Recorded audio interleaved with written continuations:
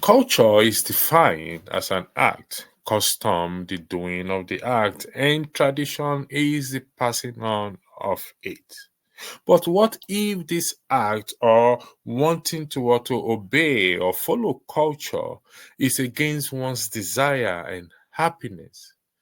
In most cases, it leads to cruel intention or it bets in us cruel intention that does lead to unhappiness and even death. And that is the story of one of the sons of Judah, as required or as the custom culture demand.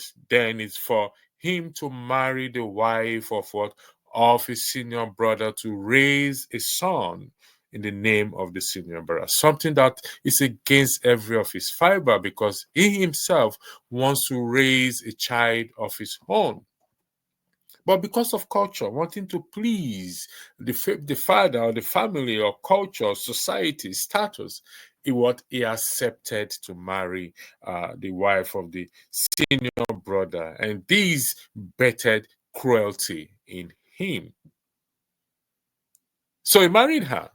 And in the process of sexual intercourse, he pulled out and poured the semen on the floor, semen, the sperm on the floor. And this displeased God. And subsequently, God himself killed him. What if he had said no? Would God have killed him? I stand to say, no, God would not have killed him. His life, he will still be alive today and will be able to raise a child of his own. That is a lesson for every one of us that we should learn to what? To stand alone when it comes to it, and not to be afraid of exclusion from the family or the society just because of what someone will say to please someone. So we go under this false pretense, what, to accept or to go along and do what we got to do. No, we don't have to do what we got to do. We have to do what is right. So why are you with me? It begs the question as to why are you with me? Why am I with you? What are my intentions? What are your intentions of wanting to be with me?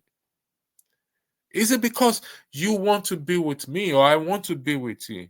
Or because there is something behind it that makes me to want to be with you?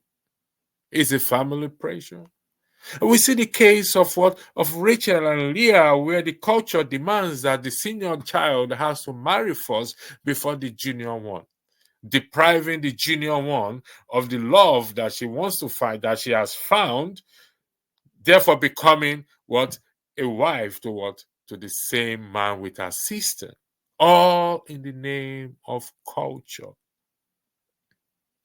It's time we stand up against this culture that does not promote happiness, that oftentimes leads to sadness, and sadly to what?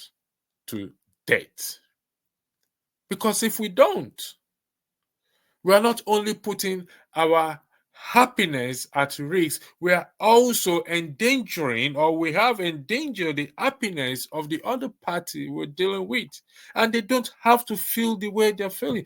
No one should be made to feel unhappy. So these cruel intentions that we do have within ourselves, sometimes it comes as a result of what? Of societal wanting to please family, friends, group, societal expectation, even including wanting to please those what in this day and age of social media. So hence the topic cruel intentions, self in perspective. It doesn't have to be this way.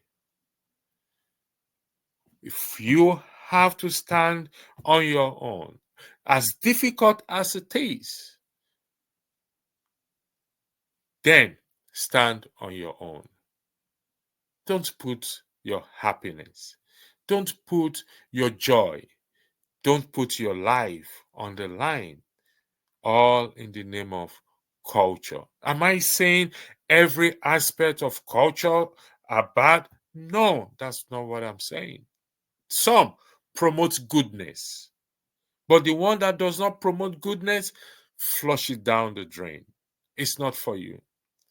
So, from the story of the son of Judah in Genesis 38, that we see, that you can read from, lessons are there to be learned for us and to be applied in our own life as we go on this journey that we have. Because you know what? Life is too short for anyone to be in an unhappy relationship.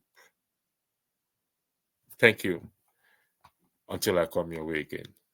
Stay out of trouble.